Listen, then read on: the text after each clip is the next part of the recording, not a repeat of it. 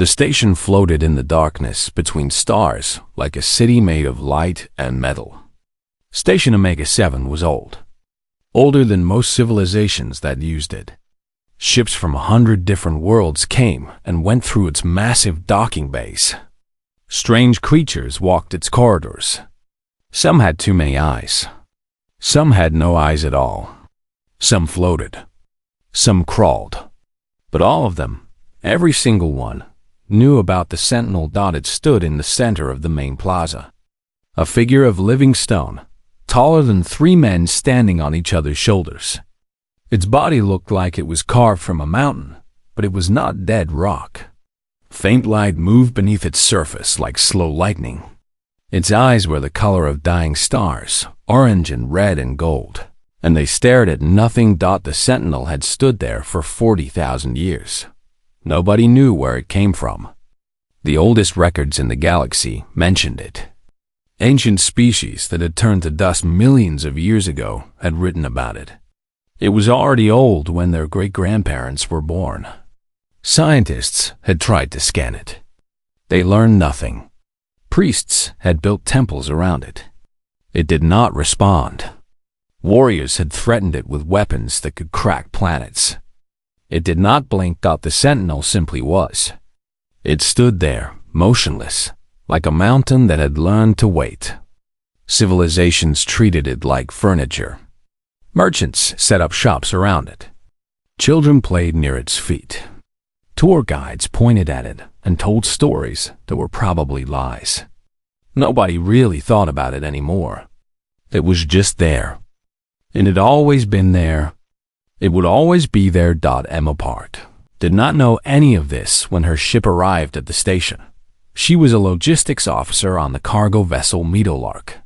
Her job was to make sure boxes went where they were supposed to go. It was not exciting work, but she was good at it. She had brown hair that she kept short because long hair was annoying in zero gravity. She had a small scar on her chin from a childhood accident. She was 29 years old, and she was very tired. Humans were new to space. They had only been traveling between stars for about 300 years. Most alien species looked at them the way adults look at children playing with dangerous toys. Humans were curious. Humans were emotional. Humans asked too many questions and touched things they should not touch. But they were mostly harmless, so the galaxy tolerated them. Emma had 3 days of shore leave while the Meadowlark loaded new cargo. She walked through the station with no destination in mind. She passed through markets selling things she could not identify. She ate food that tasted like spicy honey. She watched a group of tall, thin aliens play a game that involved floating crystals and very loud screaming. Then she saw the Sentinel. She stopped walking. Other beings float around her like water around a stone. They did not look at the Sentinel. They had seen it 1,000 times. But Emma had never seen anything like it. It was beautiful and terrible and sad. Emma did not know why she thought it was sad. It was just standing there. Its face showed no expression. Its body showed no movement. But something about the way it stood made her heart hurt. The angle of its shoulders, the tilt of its head, the way its massive hands hung at its sides, fingers slightly curled, like they had once held something precious and had forgotten how to let go. She knew that posture. She had seen it before. Her brother David had stood like that. In the months before he stopped standing at all. He had carried his pain so quietly that nobody noticed until it was too late. Emma had spent years after his death learning to see what she had missed. She had gone to therapy. She had read books. She had trained herself to recognize the shape of hidden suffering. She saw it now, in this ancient creature of stone and starlight. Other visitors walked past without looking. A group of insect-like beings clicked and buzzed as they hurried to a meeting. A massive creature with tentacles and too many mouths floated by, deep in conversation with a small furry thing on its shoulder. None of them glanced at the Sentinel. It was invisible to them. It had been invisible for 40,000 years. Emma walked toward it. She could feel others watching her now. This was unusual. Beings did not approach the Sentinel. They walked around it. They took pictures from a safe distance. They did not walk right up to it like they were approaching a friend. Emma stopped in front of the Sentinel. Its eyes were far above her head. She had to crane her neck to look at its face. Up close, she could see details she had missed from far away. Tiny cracks in its stone skin, like the lines on an old person's face. Places where the light beneath its surface flickered and dimmed, like a fire that was running out of fuel. She did not know if it could hear her. She did not know if it could understand her. She did not even know if it was alive in any way she would recognize. But she asked anyway. "Hey," she said. Her voice was small in the huge plaza. "You good?" The Sentinel's eyes moved. Emma's heart stopped. The eyes, those ancient burning stars, shifted downward. They looked at her. They saw her. For the first time in 40,000 years, the Sentinel was looking at someone. Around her, the plaza went silent. Beings who had been walking stopped walking. Beings who had been talking stopped talking. Everyone was staring now. Everyone had seen it happen. The thing that had never moved and moved. Emma did not run. She did not scream. She just stood there, looking up at the Sentinel, waiting. The Sentinel looked back. Something passed between them. Emma did not have words for it. It was like the moment when you meet someone's eyes and you know, without speaking, that they understand something about you that nobody else has ever seen. It was recognition. It was connection. It was the simple, terrible knowledge that neither of them was alone. Then Emma's communicator buzzed. Her captain was calling. Shore leave was over. She had to go. She took one last look at the Sentinel. Its eyes were still watching her. "I'll come back," she said. "Okay, I'll come back." She did not know if it understood. She did not know if it cared. But she made the promise anyway, because that was what humans did. They made promises to things that could not answer. They hoped anyway. She walked away.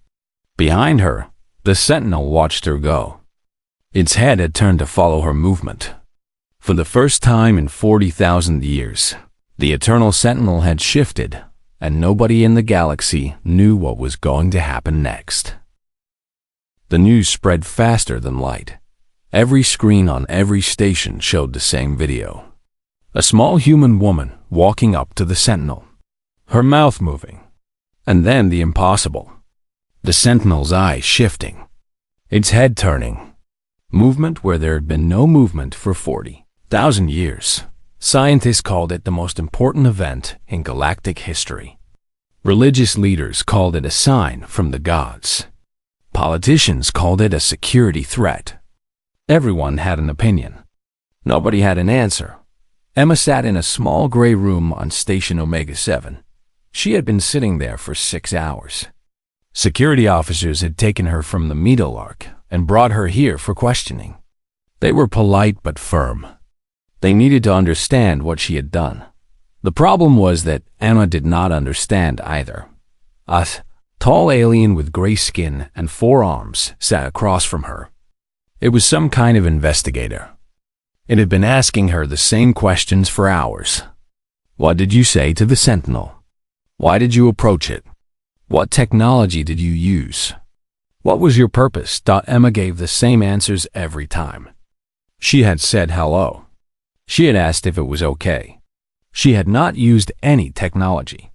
She had no purpose except curiosity. The investigator did not believe her. Nobody did. The idea that a simple question could wake something that had slept for 40,000 years was too strange to accept. There had to be a trick. There had to be a secret. Humans must have discovered something, some ancient code or hidden frequency that could control the Sentinel, but there was no trick. There was no secret. There was just Emma, who had looked at something ancient and lonely and had asked if it was okay. They let her go eventually. They had no reason to hold her. She had broken no laws. She had just talked to a statue that happened to be alive. Captain Robert Kim was waiting for her outside the security office. He was a short man with kind eyes and gray hair. He had been her captain for 3 years. He looked worried. "The whole galaxy is watching you," he said. "Every news network, every government. Everyone wants to know what you did." "I just asked if it was okay," Emma said.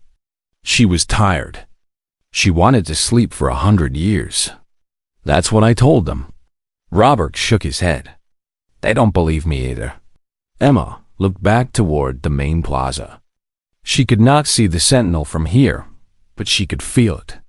She could feel its eyes, still watching, still waiting. "I need to go back," she said. Robert stared at her. "Are you crazy? Half the galaxy thinks you're a prophet. The other half thinks you're a weapon. And you want to go talk to it again?" "It's alone," Emma said. "It's been alone for 40,000 years. Nobody ever asked if it was okay. Nobody ever just sat with it." Robert was quiet for a long moment. Then he sighed. "I can't stop you. But be careful, please." Emma walked back to the plaza. The crowd around the Sentinel was bigger now. Hundreds of beings stood at a distance, watching, whispering. Security officers had put up barriers to keep people back. But when Emma approached, they let her through.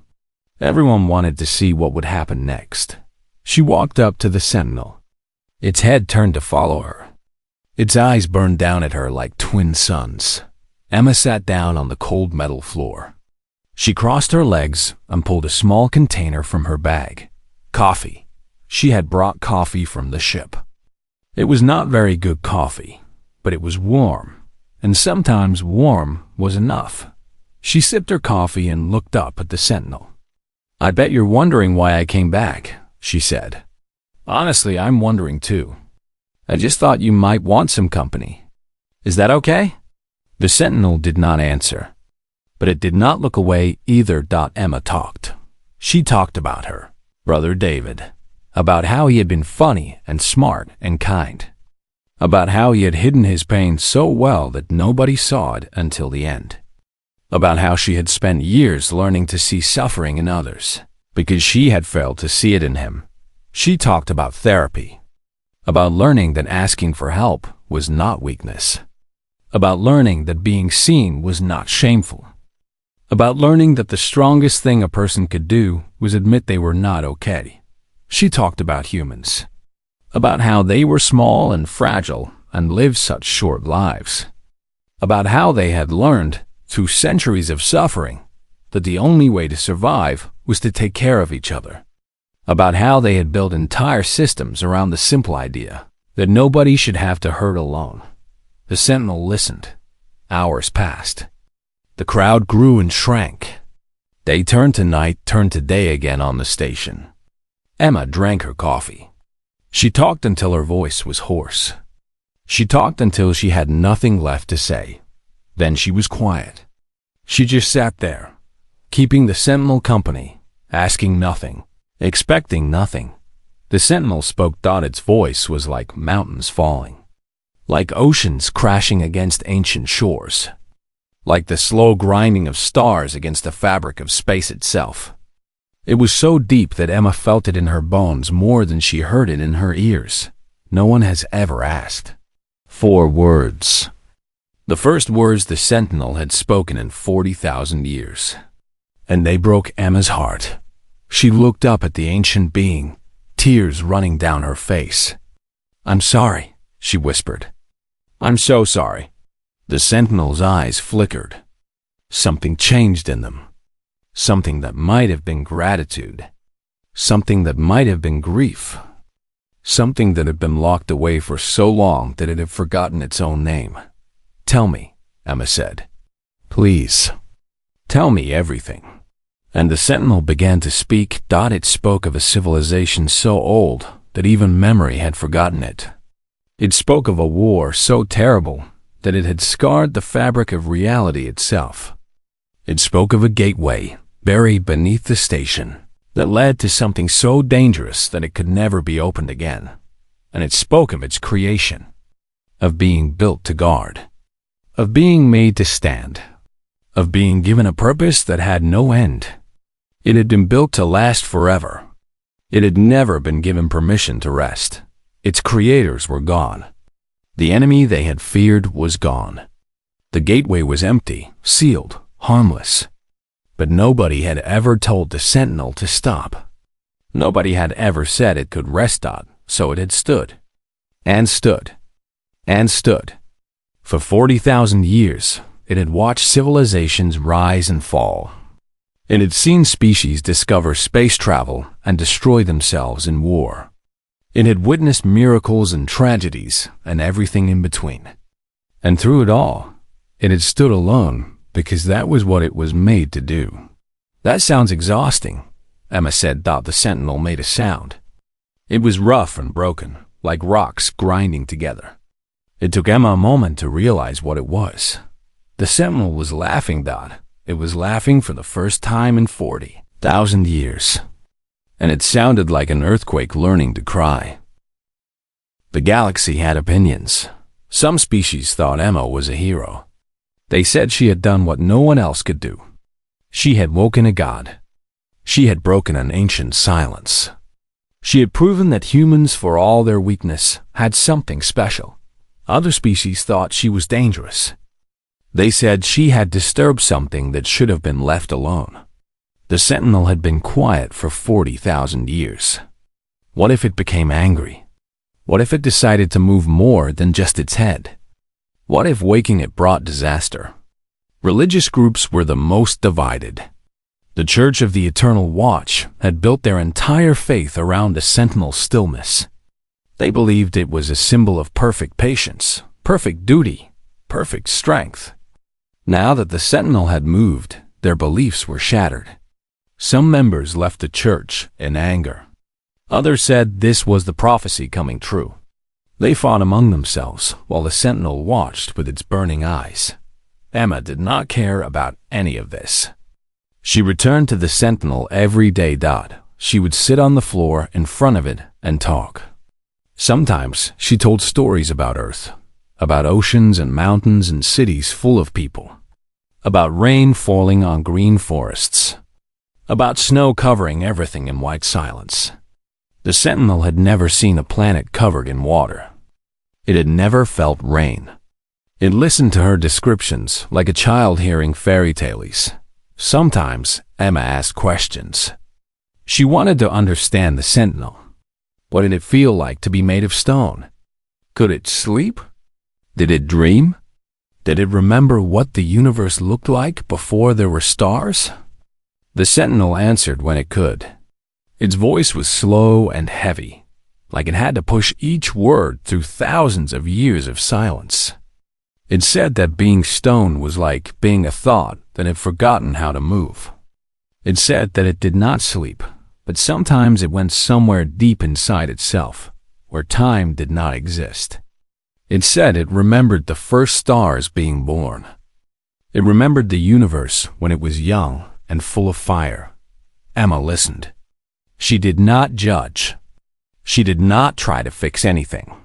She just listened, because sometimes that was the most important thing a person could do. On the 5th day, something different happened. A young alien approached Emma while she was sitting with the Sentinel. It was from a species called the Collective. They were insect-like beings who shared one mind across billions of bodies. They did not think as individuals. They thought as one, but this one was different. Its name was Unit 7, and it had been feeling strange lately. It had been having thoughts that did not come from the Collective. Private thoughts. Lonely thoughts. It did not know what loneliness was. Its species had never needed a word for it. "I heard what you did," Unit 7 said to Emma. Its voice buzzed like a broken radio. "I heard you asked the Sentinel if it was okay. I do not understand. Why would you do this?" Emma looked at the small insect being. It was trembling. Its many eyes were wet with something that might have been tears. Because everyone deserves to be asked, Emma said. Even if they don't know how to answer. Even if they've never been asked before. Unit 7 was quiet for a long moment. Then it said, I feel something. I do not know what it is. It is like a hole inside me. Like something is missing. The collective does not feel this. Only I feel this. I do not understand. Emma patted the floor next to her. Sit down, she said. Tell me about it. Unit 7 sat. It talked. It talked about growing up as part of a billion minds. About never being alone, never having a thought that was truly its own. About how that had felt safe and warm, like being wrapped in a blanket made of other minds. But lately, something had changed. Unit 7 had started to feel separate. It had started to have thoughts that the collective did not share. It had started to feel like there was a wall between itself and the billion other minds it had always been connected to. I think I am broken, Unit 7 said. I think something is wrong with me.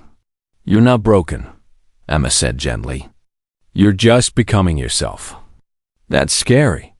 It's supposed to be scary. But it doesn't mean you're wrong. They talked for hours. Emma shared what she knew about loneliness, about individuality, about the strange and frightening process of becoming a person separate from everyone else. Unit 7 listened with all of its many eyes. A sentinel watched them both. When Unit 7 finally left, it seemed different. Not healed exactly, but lighter, like it had put down a weight it did not know it was carrying. Emma looked up at the sentinel. You see? She said. This is what humans do. We hurt. We talk about it. We feel a little better. It's not magic. It's just connection. The sentinel's eyes flickered. It was thinking. Emma had learned to recognize when it was thinking. Its inner light would slow and pulse, like a heartbeat made of stars. Your species is young, the sentinel said. You live such short lives. You are so fragile. Yet you have learned something that the oldest species in the galaxy never understood. What's that? You learned that strength is not the same as standing alone. The sentinel paused. Its voice was softer now, almost gentle. I was built to be strong. I was built to stand forever. But I was never built to be seen. I was never built to be asked. I was never built to matter to anyone. Emma felt tears forming in her eyes. You matter, she said. You matter to me. Why? The sentinel asked. I am not your family. I am not your species. I am not even truly alive in the way you understand life. Why do you care if I am okay? Emma thought about this for a long time. She thought about her brother. She thought about all the people she had met who were carrying invisible weight. She thought about the simple truth that humans had learned through thousands of years of suffering. Because caring is what makes us human, she said finally. Not our bodies. Not our technology. Not how long we live or how smart we are. What makes us human is that we look at something suffering and we want to help. Even if we can't. Even if it's hopeless. Even if the thing suffering is a 40,000-year-old statue that nobody else can see. She wiped her eyes. That's why I asked if you were okay. Because you look like you needed someone to ask. And nobody else was going to do it. The sentinel was quiet for a very long time. Then it did something it had never done before. It moved its hand. Slowly, carefully, like it was remembering how motion worked. Its massive stone fingers reached down toward Emma. She did not flinch. She did not run. The sentinel's finger touched her shoulder. Just a touch. Gentle as a falling leaf. Thank you, it said. Thank you for seeing me. And in that moment, in that simple touch between an ancient being of stone and a small human woman, something changed. Something that had been frozen for 40,000 years began to thaw. Something that had been alone for longer than civilizations had existed began to remember what it felt like to be connected. Emma smiled up at the Sentinel. "You're welcome," she said. "That's what friends are for." The Galactic Council met in an emergency session. Representatives from 100 species filled the Great Hall. There were beings of light and beings of shadow. There were creatures with 1,000 eyes and creatures with none. There were minds that spanned planets and minds that fit in a single small body. All of them had come because of the Sentinel. Ambassador Grace Lee represented humanity. She was a tall woman with silver hair and calm eyes.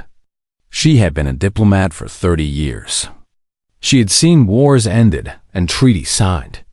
But she had never seen anything like this. The council chamber was full of fear. She could feel it in the air. These ancient species, with their vast empires and powerful weapons, were afraid of a human woman who had asked a simple question. "The human must be contained," said the representative from the Crystal Empire. It was a being made of living glass, and its voice chimed like bells. "She has awakened something dangerous. Who knows what the Sentinel will do now?" "The Sentinel has done nothing harmful," Grace said calmly. It spoke. It moved its head. It touched a woman's shoulder. "These are not acts of war." "Not yet," said another representative. This one was a cloud of dark gas with eyes that glowed red. "But the Sentinel is powerful beyond measure. If it decides to act, nothing in this galaxy could stop it. The human has given it a reason to act." "A reason to act?" Grace shook her head. "She gave it a reason to hope." "That's not the same thing." The arguments continued for hours. Some wanted Emma arrested. Some wanted her studied. Some wanted her killed, although they did not say this directly. They talked about containing the threat and neutralizing the situation and other words. That meant the same thing. Grace listened. She took notes. She waited for her moment to speak. Finally, the chairman of the council, an ancient being that looked like a tree made of silver metal, asked her a question. "Ambassador Lee, your species is young. You do not understand the forces you are dealing with. The Sentinel has stood for 40,000 years. It predates your entire civilization. How can you explain what your citizen has done?" Grace stood up. She looked around the great hall at all these powerful beings. She thought about Emma, sitting on the floor of a space station, talking to a statue because she thought it looked sad. "I can explain it very simply," Grace said. "Humans break." The chamber went silent. "We are not strong," Grace continued. "We are not ancient. We do not have empires that span galaxies or weapons that can destroy stars. We are small and fragile, and we die so quickly that most species don't bother learning our names." She paused. "But we have learned something that I think many of you have forgotten. We learned that breaking is not the end. We learned that admitting weakness is the first step to finding strength. We learned that the worst pain in the universe is not injury or death. It is being alone." She looked at the crystal representative. "Your empire has existed for 10 million years. In all that time, have you ever asked each other if you are okay?" The crystal being did not answer. Grace turned to the gas cloud. "Your species has conquered 100 star systems. When one of your number is suffering, do you notice? Do you care?" The gas cloud swirled angrily, but said nothing. "Emma did not use any weapon," Grace said. "She did not use any technology. She walked up to something that looked lonely, and she asked if it was okay. That's all. That's the great secret you're all so afraid of." A human saw something suffering and wanted to help. She sat down. "If that terrifies you, then perhaps you should ask yourselves why." The chamber was quiet for a long time. Meanwhile, back on Station Omega 7, Emma was having a different kind of meeting. The Sentinel had been moving more each day. Small movements at first. A shift of its weight. A turn of its head. A flex of its massive fingers. But today, it did something bigger. It stepped forward. One step. That was all. But it was the first step the Sentinel had taken in 40,000 years. Its foot came down on the metal floor with a sound like thunder. The whole station shook. Alarms went off everywhere. Security forces mobilized. Ships in the docking bays powered up their engines, ready to flee. Everyone thought the worst was happening. Everyone thought the Sentinel was attacking. Emma did not move. She stayed where she was, sitting on the floor, looking up at the ancient being. "Are you okay?" she asked. The Sentinel looked down at her. Its eyes were different now, brighter, more alive. There was something in them that had not been there before. "I stepped," it said. Its voice was full of wonder. "I moved. I did not know I could still move." "Of course you can move," Emma said. "You're not a statue. You never were." The Sentinel looked at its own hands. It turned them over, studying them like it had never seen them before. Perhaps it hadn't. Perhaps after 40,000 years of standing still, it had forgotten what its own body looked like. "The gateway I was guarding," the Sentinel said slowly. "I have been thinking about it. I reached out with my mind. I felt for the threat I was supposed to protect against." Emma held her breath. "And it is gone. It has been gone for 30,000 years. The gateway leads nowhere now. There is nothing on the other side. The danger I was built to guard against no longer exists." Emma let out her breath. "So you've been standing here for 30,000 years guarding nothing?" "Yes. Why didn't you leave?" The Sentinel was quiet for a moment. "No one told me I could," it said, finally. "I was built to guard. I was built to stand. I was built to watch forever. No one ever said I could stop. No one ever asked if I wanted to." Emma felt her heart break all over again. 30,000 years. 30,000 years of standing in one place, doing a job that no longer needed to be done, because no one had ever given this ancient being permission to rest. "You can stop," she said. "I'm telling you now. You don't have to stand here anymore. You don't have to guard anything. You're free." The Sentinel looked at her. For a moment, it seemed lost. Like a child being told that the rules it had lived by its whole life no longer applied. "What do I do?" it asked. "I have never done anything but guard. I do not know how to be anything else." Emma smiled. "That's okay," she said. "Nobody knows how to be themselves at first. You learn. You try things. You make mistakes. You figure it out as you go."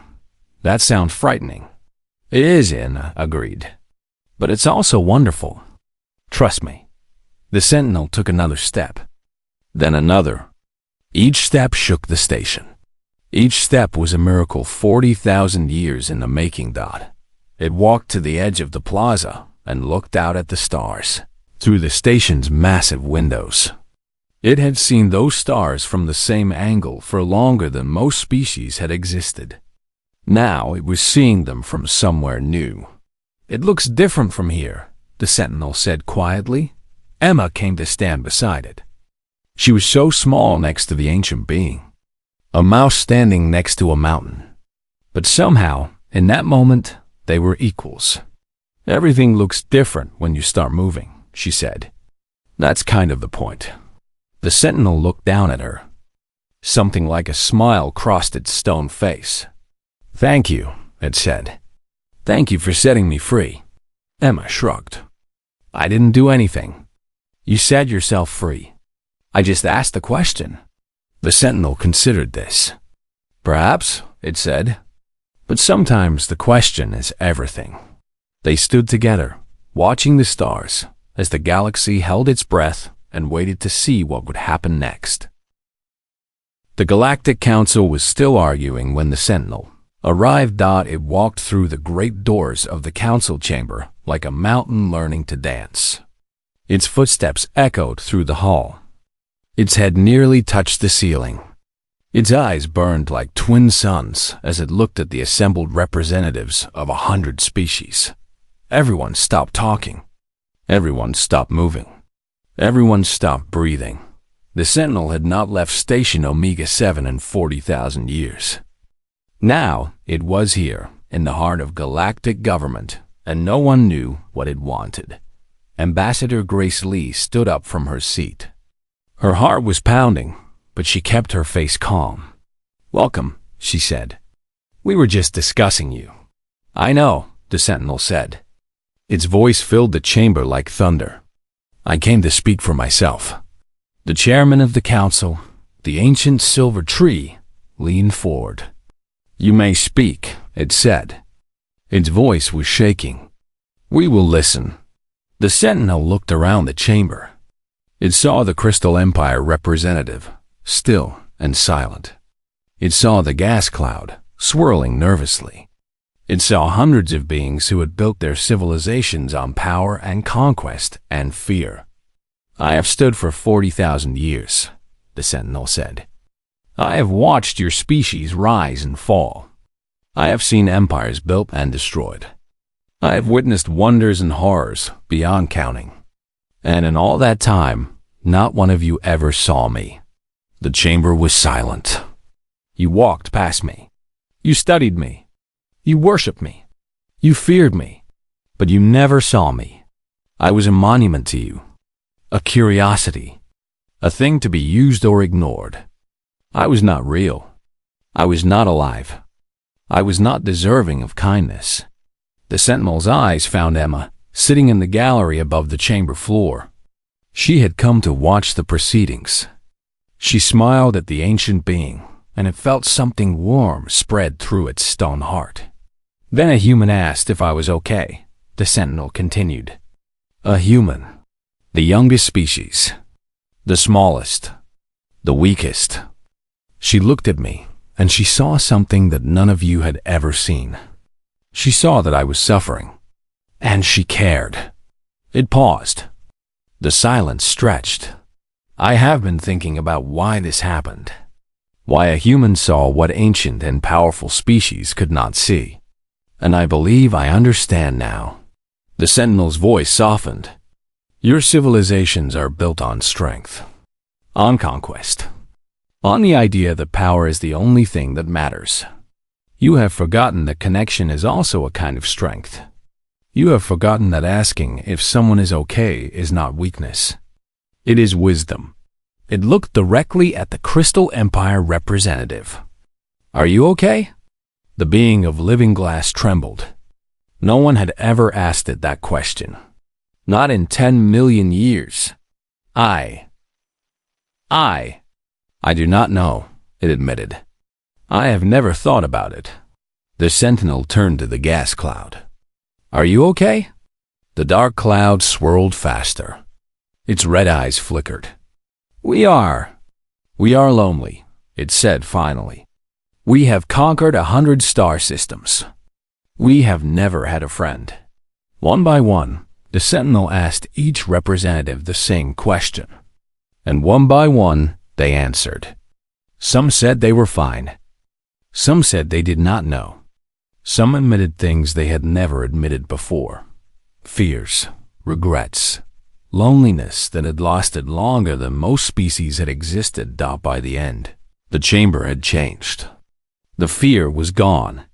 Something else had taken its place. Something softer. Something more fragile. Something that might have been the beginning of understanding. The chairman of the council rose slowly. Its silver branches rustled as it spoke. "What do you want from us?" it asked the Sentinel.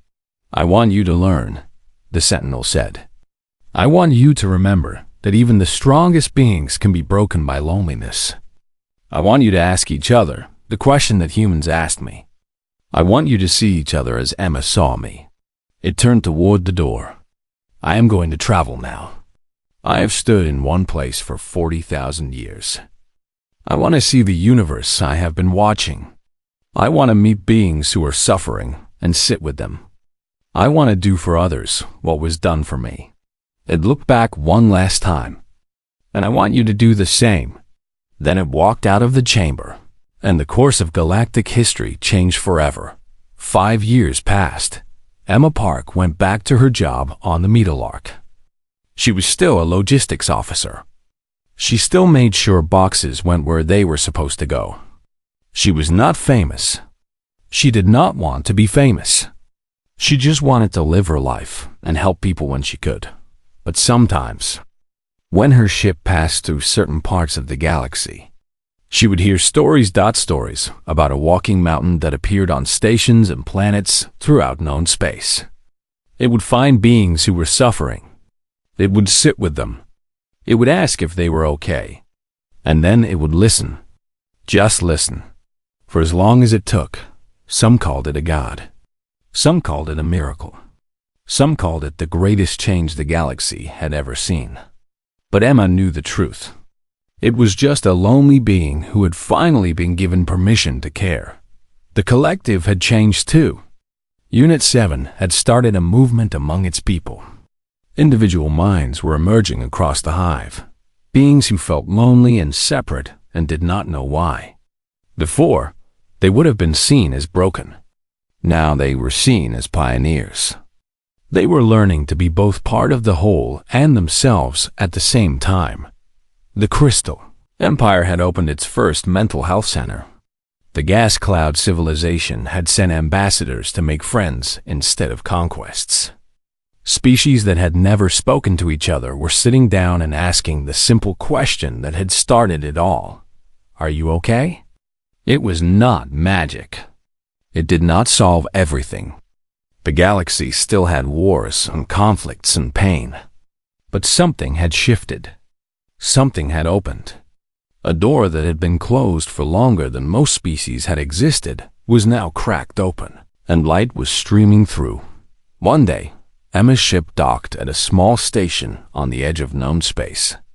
She had shore leave, so she went for a walk. She found a quiet observation deck and stood there, looking at the stars. A message appeared on her communicator. It was from the Sentinel. It sent her messages sometimes, from wherever it was traveling. Short notes about what it had seen and who it had helped. This message was simple. It said, "I'm good. Thank you for asking."